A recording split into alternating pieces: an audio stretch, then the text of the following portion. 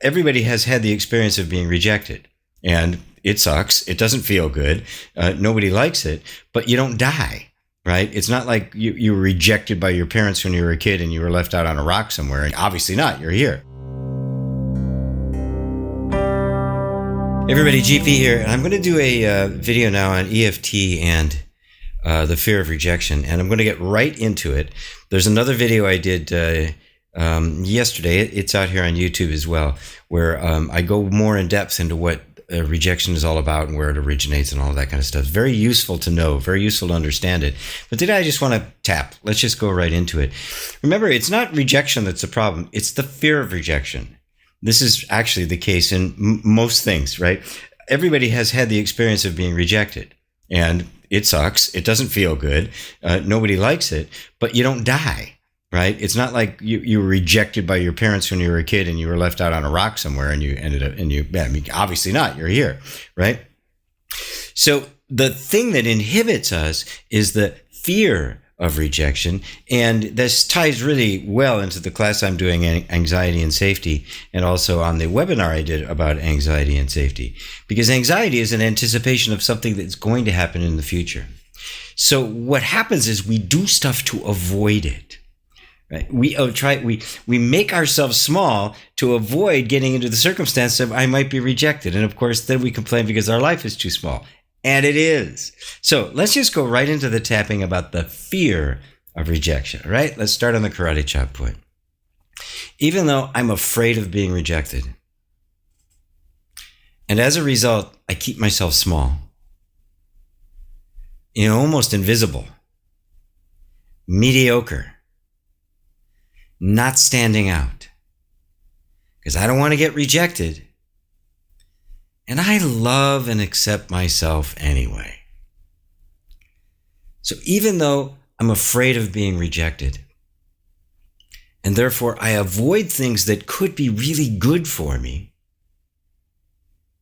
I deeply and profoundly love and accept myself just the way I am. So even though I'm afraid of being rejected, I don't want to be rejected. I'm constricting my life in order to avoid being rejected. I'm open to the possibility that I don't have to do that anymore. Let's tap through the points. I don't want to be rejected. It feels terrible. I feel demeaned, even humiliated, like I'm not enough. That is what it feels like. And so I make myself small. I make myself little. I don't put myself out there. I avoid being too visible. But boy, do I feel the constriction. I want to take risks. I want to grow. I want to do things I've never done before. Oh my, what a conundrum. Is it possible to do that without risking failure? Without risking rejection? I don't think so. I'm afraid of being rejected. The moment of rejection is rather quick. It happens. It stings, and that's the end of it. The fear of rejection lingers on and on and on. I'm ready to let this fear of being rejected go. I know I can never get rid of the possibility of rejection. I'm letting that sink into my nervous system. I know it's been trying to keep me from being rejected.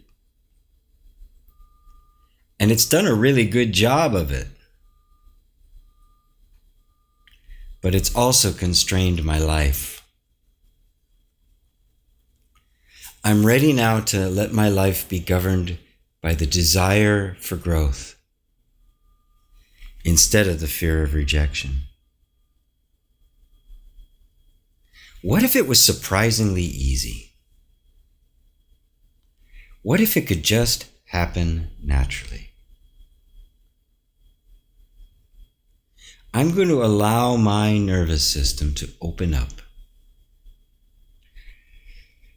to allow me to walk into places I wouldn't have gone before. I know I can handle rejection. I know it's not going to kill me. And now I'm letting my nervous system act that out.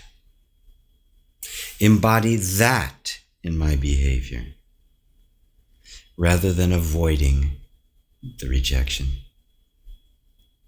It's done such a good job protecting me, keeping me from being rejected. But I don't need it to do that anymore. In fact, I need it to put me in the positions where I could be rejected. I know I'm the one that told it to not go someplace where you're rejected.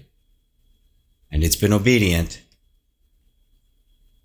But I'm ready to let that go. I'm ready to let my entire energy system open up. Allow me to walk into the unknown. Allow me to ask for what I want.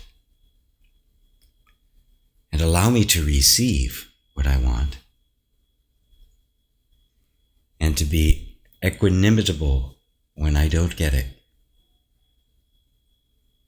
And gracious when I do. I know my nervous system can open up this whole new way of being. It's that smart. Thank you. I love you. Take a deep breath. It's amazing that the anticipation of what could go wrong dictates so much of our behavior. And in fact, right in this moment, you're not being rejected. Right in this moment, you are just safe and snug. And so anticipation is is anxiety. That's where all the anxiety comes, anticipating what might happen and then trying to take evasive action. And that evasive action often restricts our lives so tightly that we just feel like we're in a box. It's because you are in a box. So give yourself the opportunity today to do something you didn't do before, to ask for something you wouldn't have asked for before. To reach out for something that means something to you, knowing full well that you could get a no, that it could be rejected, but knowing full well that everything about you is capable of handling whatever comes. Thanks for listening. It's GP Walsh. Love you all. Namaste.